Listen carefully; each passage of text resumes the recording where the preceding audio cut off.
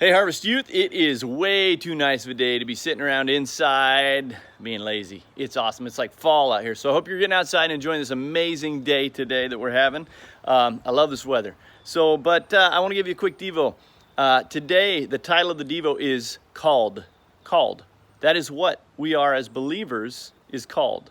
We are called by God. In fact, the actual Greek word for church in the New Testament, that word for church is the called out ones, those who are called out. And so God has called each of us to relationship with himself. He's called us into that relationship and to live out that relationship in our world. And he also calls us to make a difference in the world. He might have a huge calling on our life, some big thing that just takes up, a huge season of our life. But he also calls us to little things, smaller things. He calls us out of our comfort zone. He calls us to step up, to step out. Maybe it's to step into that leadership position. Maybe it's to step out and talk to a friend or witness to someone. Maybe it's just to check up on somebody or to give of yourself or your time or your money, whatever it is, guys. God calls us because it's who we are. We are the called out ones. But I want us to learn a lesson about calling and about our response to that from the experience of Moses. See, Moses, real quick, Moses, he was called by God to a huge thing, something more great than probably we'll experience in life. And it was this calling that Moses experienced at the burning bush. He's at the burning bush. God tells him, I've called you, and I want you to go and to rescue the Israelites out of Egyptian bondage. And what I want us to understand from this, though, and apply to our lives is this, guys. When we are called by God, whether big or small, whether something hard to do or something easy to do, anytime we're called by God, there's a calling, we sense this direction, this nudging of the Holy Spirit in our lives, he's going to confirm that to us.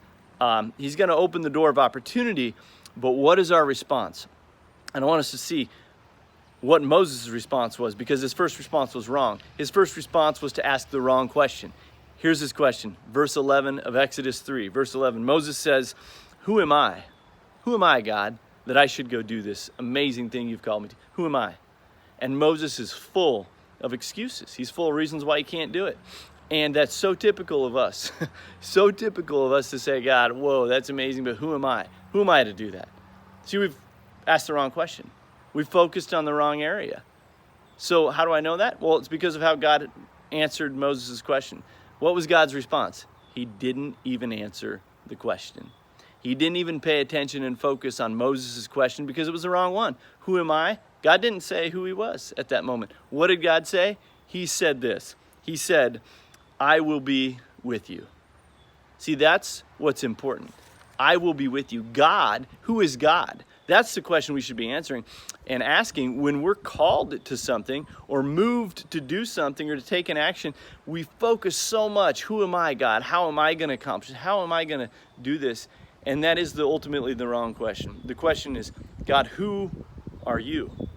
And will you be with me?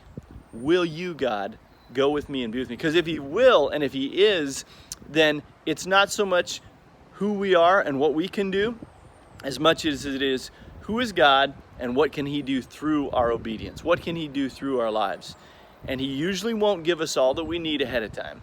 We will get it in the moment, day by day, moment by moment. So just to step out, to say I'm called by God, he's calling me to this, he's nudging me, he's moving me out to whatever it is, guys, big or small. And when we're called by God, when we're moved by God, don't ask who am I? Don't focus on yourself. Focus on the calling he has and on the God that he is, because he will be with you. And if he is, that makes all the difference.